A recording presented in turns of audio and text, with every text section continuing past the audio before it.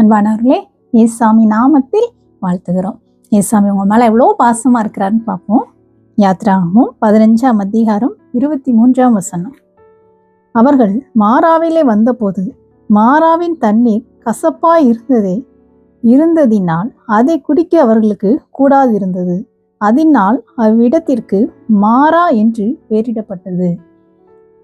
இஸ்ரவேல் ஜனங்கள் பிரியமானவர்கள் எகிப்திலிருந்து அந்த பாலம் தேனும் ஓடுகிற அந்த கானான் தேசத்துக்கு ஆண்டவர் அவர்களை வழி நடத்தி கொண்டு போகும்போது அந்த அடிமைத்தனத்திலிருந்து ஆண்டவர் அவர்களை விடுவித்து பல அதிசயங்களையும் அற்புதங்களையும் ஆண்டவர் அவர்களுடைய எதிரிகளுக்கு செய்து அவர்களை மீட்டு கொண்டு அவருடைய ஜனங்களை ஆண்டவர் அந்த கானானுக்கு கொண்டு செல்லுகிற வழியிலேயே ஜனங்களுக்கு தண்ணீர் கசப்பா இருந்தது ஒரு இடத்துலன்னு சொல்லி வாசிக்கிறோம். அதனால அதுக்கு மாறான்னு சொல்லி பேரிட்டாங்கன்னு சொல்லி இன்றைக்கு கூட இந்த நிகழ்ச்சியை பார்க்குற நீங்களும் கூட என்னுடைய வாழ்க்கையே எனக்கு கசப்பாக இருக்குது, எனக்கு வாழ பிடிக்கலை, நான் ஏன் உயிரோடு இருக்கணும்னு சொல்லி உங்களுடைய சூழ்நிலை நிமித்தம் இன்னைக்கு நீங்கள் தவிச்சு கொண்டிருக்கலாம். பிரியமானவர்களே, இன்று ஆண்டவர் இயேசுசாமி இந்த வார்த்தையின் வழியாக உங்களோடு கூட பேசுகிறார். இந்த நிகழ்ச்சியை பார்க்குற உங்களுக்கும் இயேசுசாமிக்கும் சம்பந்தம் இல்லாமல் இருக்கலாம். நீங்கள் யோசிக்கலாம், எனக்கு இயேசுசாமிக்கு சம்மந்தம் இல்லை, இது எனக்கா இருக்குமா, இது எப்படி என் கூட பேசுவார் அப்படின்னு யோசிக்கலாம். நீங்கள் யாராக இருந்தாலும் சரி பிரியமானவர்களே, இயேசுசாமி இன்றும் உயிரோடு இருக்கிறார். அவர் இன்று உங்களுடைய சூழ்நிலைகளை பார்த்து உங்ககிட்ட தான் இதை பேசிட்டு இருக்கிறாரு. இன்னைக்கு என் வாழ்க்கை கசப்பா இருக்கு அப்படின்னு நீங்க யோசிச்சுட்டு இருக்கீங்களா? எனக்கு வாழ பிடிக்கல, எனக்கு வாழ அருகதை இல்லை, அவ்வளவுதான், எல்லாம் என் வாழ்க்கையில முடிஞ்சு போச்சு என்று நீங்க இந்த நாட்கள்ல கூட சோர்ந்து போய் அழுது கொண்டு இருக்கலாம். இல்லை பிரியமானவர்களே, உங்க வாழ்க்கையிலே ஒருவேளை பிள்ளைகள் கணவன் மனைவி பிரிந்திருக்கதை பார்த்து கூட நீங்கள் நாட்களிலே தாயாகிய நீங்கள் கண்ணீரோடு கூட இருக்கலாம். ஏன் என் வாழ்க்கையில மட்டும் இவ்வளோ சோதனை அப்படின்னு நீங்க கொஸ்டினோடு இருக்கலாம். ஆண்டவர் இன்றைக்கு உங்களை பார்த்து, உங்கள் இருதயத்தை பார்த்து, உங்கள் கண்ணீரை பார்த்து இன்று ஆண்டவர் உங்களோடு கூட பேசி கொண்டு இருக்கிறார். மாறாம அது கசப்பான உங்கள் வாழ்க்கையா இருக்குதா? அதை ஆண்டவர் மதுரமாய் மாற்றப்படுறேன், சந்தோஷமா மாற்றப்படுறேன் என்று ஆண்டவர் உங்களோடு கூட பேசுகிறார். அடுத்த வசனங்களை பார்த்தீங்கன்னா, ஜனங்கள் மோசேக்கு விரோதமா முறுமுறுக்கிறாங்களா, ஏன் எங்களை இப்படி எகிப்திலிருந்து கொண்டு வந்தீங்க, நாங்க ஏன் உயிரோட இருக்கிறோம், ஏன் எங்களுக்கு இப்படி ஒரு தண்ணி கூட கிடைக்கல, கசப்பா இருக்கு அப்படின்னு சொல்லி ஜனங்கள் அந்த ஆண்டருடைய தலைவனை பார்த்து, ஆண்டர் நியமிச்ச அந்த தலைவன் மோசையை பார்த்து முறுமுறுக்கிறாங்க, கோவப்படுறாங்கன்னு நம்ம வாசிக்கிறோம். இது கூட நீங்க அப்படிப்பட்ட ஒரு நிலைமையில இருக்கலாம்.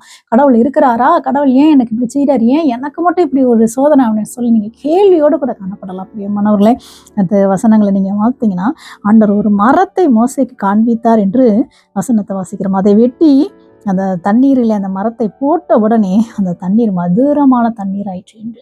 இன்று கூட உங்க வாழ்க்கையில் உள்ள நிலைமை அந்த மரம் மாதிரி ஒரு வாழ்க்கை சந்தோஷம் மாறுவதற்கு அந்த ஒரு மரம் அன்னைக்கு காரணமா இருந்த மாதிரி இன்று சிலுவை மரணம், சிலுவையில தொங்கின இயேசுசாமி உங்க வாழ்க்கையில் உள்ள கசப்பை மாற்றும்படியாய், சந்தோஷப்படுத்தும்படியாய், ஒரு மகிழ்ச்சியான வாழ்க்கையை கொண்டு வரும்படியாய் சிலுவையிலே மறைத்து இன்று உயிரோடு எழுந்து இயேசுசாமி உங்களோடு கூட பேசி கொண்டிருக்கிறார். பிரியமானவர்கள், யோசிக்கலாம், சிலுவைக்கும் இயேசுசாமிக்கும் எனக்கும் என்ன சம்பந்தம் சொல்லி.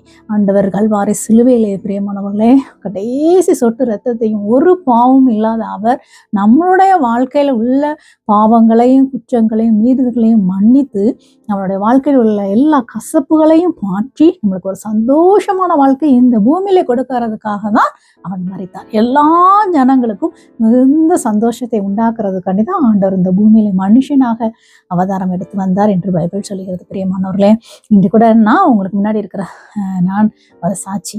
ஏசாமி அறியாத ஒரு குடும்பத்துல தான் நான் பிறந்தேன். எனக்கும் ஏசாமிக்கு எந்த சம்மந்தம் கிடையாது.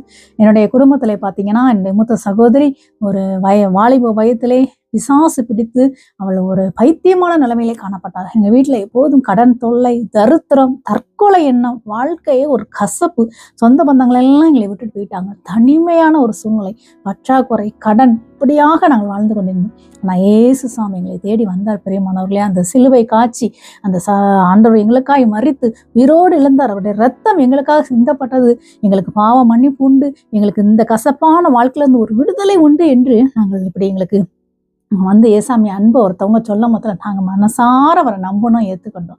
இன்னைக்கு பார்த்தீங்கன்னா எங்களுடைய குடும்பம் எல்லாரும் முழுவதும் எங்களுக்கு சகோதரர்கள் நான் எல்லாரும் மிகுந்த ஆசீர்வாதமாய் ஒரு சந்தோஷமான வாழ்க்கையை வாழ்ந்து கொண்டிருக்கிறோம். பிரியமானவர்கள், இதற்கு முழு காரணம் இயேசுசாமி.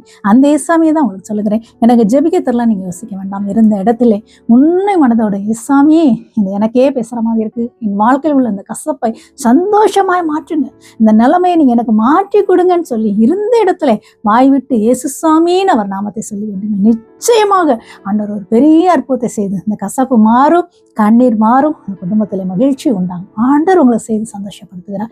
நம்பிக்கையோடு கண்களை மூடி என்னோடு கூட சேர்ந்து ஜெபம் பண்றீங்களா? அன்புள்ள இயேசுசாமி, நிகழ்ச்சியை பார்த்து கொண்டிருக்கிற அன்பு பிள்ளைகளுக்காக நாங்கள் இடத்துல வேண்டுகிறோம். என் வாழ்க்கையே கசப்பா இருக்கிறதுன்னு சொல்லி இன்னைக்கு அந்த பாதையில போய் கொண்டிருக்கிற பிள்ளையிடத்துல நான் உன் வாழ்க்கை சந்தோஷமாய் மாற்றுவேன் என்று வாக்கு கொடுத்திருக்கிறீங்க. மதுரமாய் மாற்றப்படுற அன்புக்காய் நன்றி சுவாமி. எனக்கு அற்புதம் செய்த தேவன், எங்கள் குடும்பத்தை வாழ வைத்த தேவன், இந்த பிள்ளைகளை பார்க்கிறவர்கள் குடும்பத்தை நீர் வாழ வைத்து சந்தோஷப்படுத்தப்படுற அன்புக்காய் நன்றி அப்பா. இந்த வார்த்தையை கேட்டு யாரெல்லாம் இயேசு சாமி, இயேசு தெய்வமேன்னு கூப்பிடுறாங்களோ, இயேசுவை நாம ஒரு அற்புதம் இப்போதும் வாழ்க்கையில் நடக்கிறதுக்காய் நன்றி அப்பா. ஒரு சந்தோஷமான வாழ்க்கை நீங்களுக்கு அமைச்சு கொடுக்கறதுக்காய் நன்றி. இயேசுவின் நாமத்தில் வேண்டுகிறோம் பிதாவே. ஆமென்.